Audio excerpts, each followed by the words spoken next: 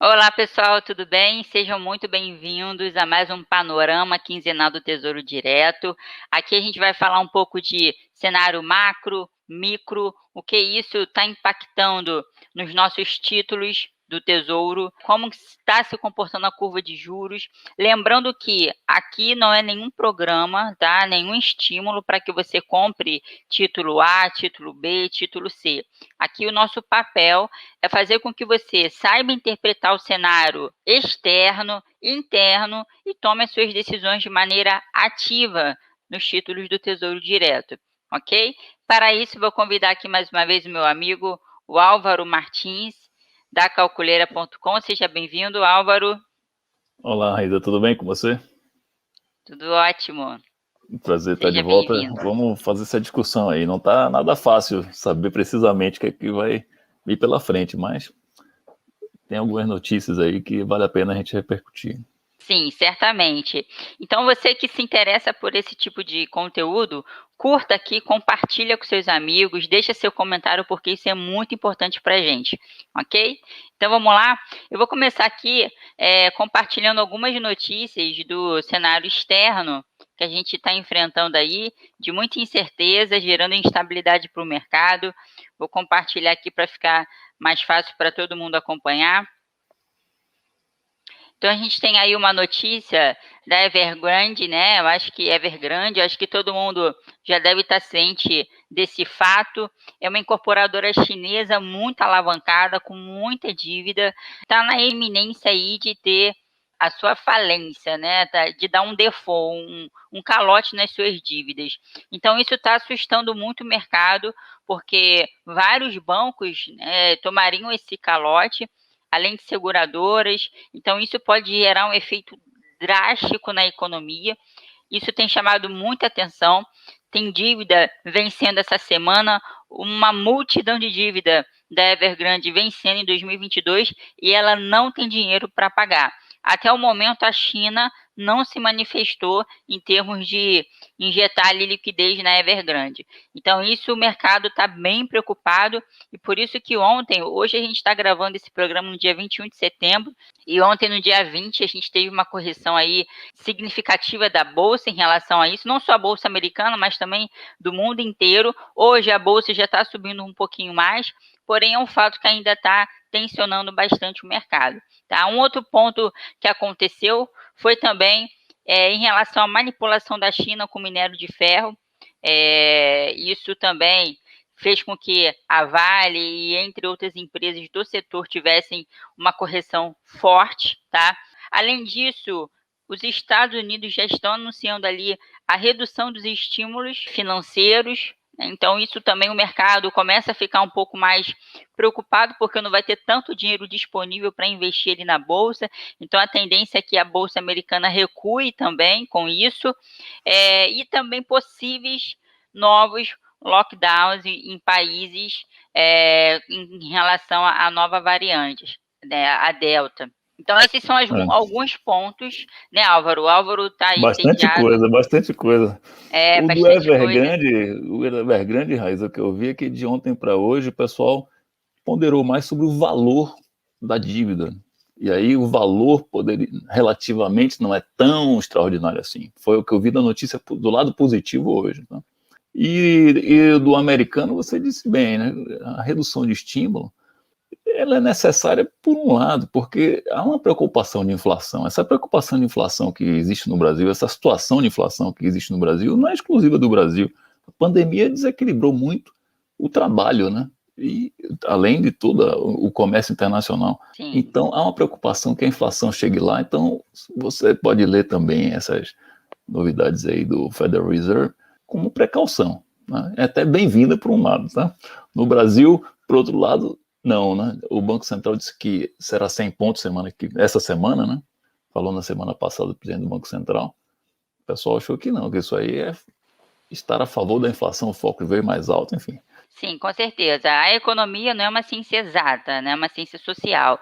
Então, de fato, Estados Unidos reduzir, ou melhor, aumentar as taxas básicas de juros se faz necessário, porém, em contrapartida, é menos dinheiro no mercado. E com isso, a tendência é que a Bolsa tenha ali o seu recuo natural. né? Então, por isso que ontem foi mais um fator que somou ali nas correções das bolsas americanas, ok? E de mercado doméstico, aqui o que a gente tem assim para destacar, Álvaro? Primeiro, em relação aos precatórios, né? Está aí em discussão. Guedes, Bolsonaro hoje foi junto com o comitê lá para a reunião da ONU, participar lá. O Brasil é sempre o primeiro a abrir essa reunião, já é uma tradição o Brasil abrir a reunião da ONU, e Guedes, juntamente com o Lira e outros, ficaram aqui justamente para discutir essa questão dos precatórios, que também tem preocupado bastante o mercado em relação aí, a nossa política fiscal. Então, esse é um ponto. Um outro ponto também importante que surgiu aí nos últimos dias foi o aumento do IOF em operações de crédito. A princípio, vai até dezembro, com o objetivo de ajudar ao pagamento da Bolsa, do Auxílio Brasil, né, que é a antiga Bolsa Família, que vai a R$ 300. Então, esses são alguns destaques que nós tivemos aqui internamente. Vou abrir aqui o Boletim Focus, que sai toda segunda-feira, todos podem ter acesso a esse Boletim Focus, onde eu vou estar comentando aqui juntamente com o Álvaro, tá? As mudanças que nós tivemos. Eu achei, Raíssa, bem carregado aí com essa fala da semana passada que causou uma certa surpresa. O mercado tem as suas projeções de evolução da taxa de Selic, né? E o mercado convergia em 150. Então, como o presidente do Banco Central falou em 100, o que acontece? Você já vê aí uma subida bem importante, tá? De PCA, de Selic também, porque se você vai 100 agora, vai levar mais tempo aplicando a mesma medicina, né?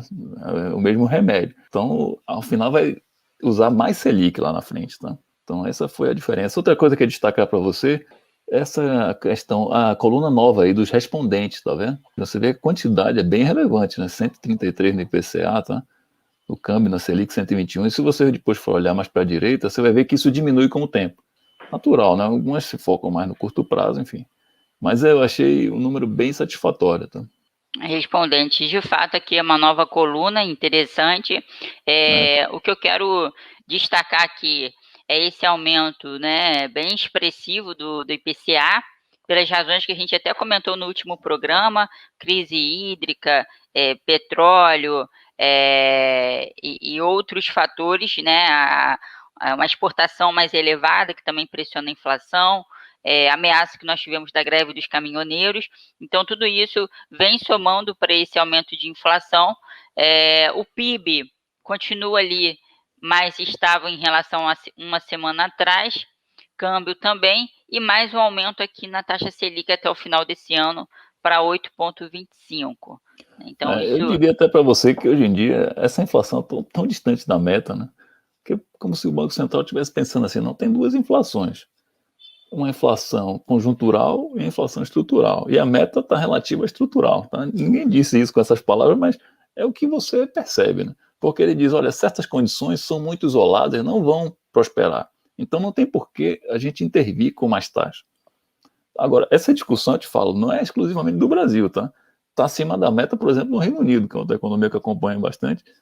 sim. E a discussão é essa: o Banco Central está perdendo a força, os Estados Unidos já está se reposicionando também para isso, para que a inflação também não suba. Né? Então, é a discussão do momento. Acho que o mercado reagiu aí com elevação, né? Hoje já acalmou um pouco mais, até as taxas de juros também, mas na semana passada a subida foi forte.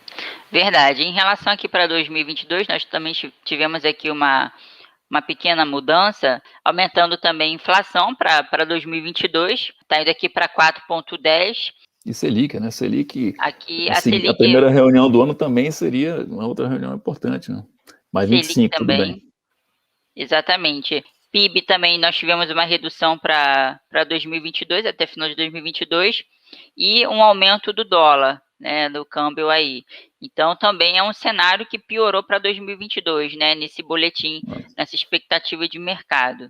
Com um número realmente expressivo na Selic, né? De 8 para 8,50 é bastante, né? 50 pontos. Exatamente. Então, hoje, o Copom, que é o Comitê de Políticas Monetárias, está se reunindo para discutir em relação a essa nova taxa, e amanhã a gente vai ter divulgação aí no mercado. Então, a gente está na expectativa. O E Tesouro Direto deve fechar, inclusive, né? A gente sempre faz isso, quando é o dia de divulgação, então fica disponível só Selic, e está no fim do mês, né? Muita gente investe no início do mês, então semana que vem promete, tá? Então dias aí intensos. verdade. E agora eu queria, Álvaro, que você compartilhasse aí a sua tela para a gente poder visualizar aí a questão dos títulos públicos. Essa é uma das telas do calculeira.com que a cada meia hora atualiza-se sobre as cotações do Tesouro Direto e publica aqui, né? Então você fica vendo as 7 últimas cotações. O primeiro destaque que eu diria é a questão das datas. Então quem acompanha com frequência o Tesouro Direto espera sempre uma atualização 11h52, tá? Mas não 1 da tarde.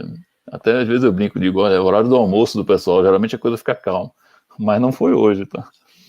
Então houve mais uma mudança nesse horário aqui, uma mudança até pequena, tá, na Selic, eu estou vendo aqui. Então, isso é interessante, você vê quando é que o Tesouro Direto atualiza. A próxima, eu espero em torno de 3 horas, que foi ontem, tá? 3h20, como sendo a última, e aí vai até 18 horas no mercado. E as taxas, como é que estão? Então, elas já estiveram bem altas, tá? Ontem tinha a taxa mais alta, depois ela caiu bastante nesse início de pregão hoje, nesse início de mercado hoje, e agora subiu mais um pouquinho. Tá? Então, ainda não tem para você dizer, tem uma expectativa, acho que em relação a reuniões do Copom do passado, essa é um dos dias que antecede o Copom de mais volatilidade. Tá? A gente viu 19 pontos no Tesouro Fixado 2031, tá? E o mesmo está chegando nos outros títulos. Tá? Olha aqui, de 78 foi para 67 e voltou para 76. Então, está variando bastante. Ainda está em patamares altos, se você quer minha opinião, patamares altos que indicam que os títulos longos são competitivos. Né? Quem está para investir aí, vale a pena sempre olhar o mercado futuro no seu home broker, né? Da seguinte maneira, se você vê que o home broker indica uma subida de taxas, melhor você esperar o Tesouro Direto fazer essa atualização. Ao contrário, se no mercado futuro estiver em queda, aí é um bom momento para você confirmar o seu título, o título longo no caso, né? É a única coisa que você consegue ver, né? O futuro, realmente. No Tesouro Direto, como ele atualiza depois, tem essa vantagem. Sim, algo que eu achei muito interessante, Álvaro, ontem, principalmente na segunda, no dia 20, é que os mercados globais tiveram uma versão a risco muito grande, nossa bolsa uma correção muito forte, porém nossos juros futuros não tiveram esse aumento, né? Essa aversão a risco. E aí, até uma interpretação que eu tenho, se você quiser complementar também, é o seguinte: essa questão da China coloca em xeque muito as nossas exportações, né? O preço da commodity caindo e tudo mais. Então, isso ajuda um pouco a frear ali o nosso risco em termos de inflação. Então, talvez esse tenha sido um ponto, né? China mais lenta, a tendência é a gente ter mais produtos aqui internamente, então isso acaba freando um pouco mais a inflação, e é o único ponto que eu consigo enxergar para justificar, né, essa redução aí das nossas curvas de juros, pelo menos no dia de ontem. Eu acrescentaria isso a essa fala da semana passada de que será 100 pontos, tá? A fala de que 100 pontos, quando o mercado queria 150, foi uma frustração do mercado. Então, isso deu uma elevada. Já estamos em patamares bem altos, não se esqueça. 4,75 para um tesouro IPCA+, um tesouro IPCA mais 35, 45, é bastante taxa de juros real, que a gente não tem há muito tempo. Nós tínhamos 3,50, 3,20, um ponto e meio acima, né? É bastante alto. Por isso eu te falo, estamos num patamar muito alto, ele não tem mais como subir. Né? E essas notícias tiveram um efeito relativamente baixo nos juros. Acho que afetou mais a bolsa, no caso. Acho que o mercado de juros está mais voltado para essa ata que vai sair no final da semana. Né? Quem sabe a gente comenta aí na próxima. E o Focus reagiu dessa maneira. Então, a inflação no Brasil, essa distinção entre inflação estrutural e conjuntural, talvez seja o seu ponto aí, né? Que tem muita coisa na conjuntura positiva nesses dias para acalmar. Pronto. Veremos. Ainda estamos em patamares altíssimos de juros, na minha opinião.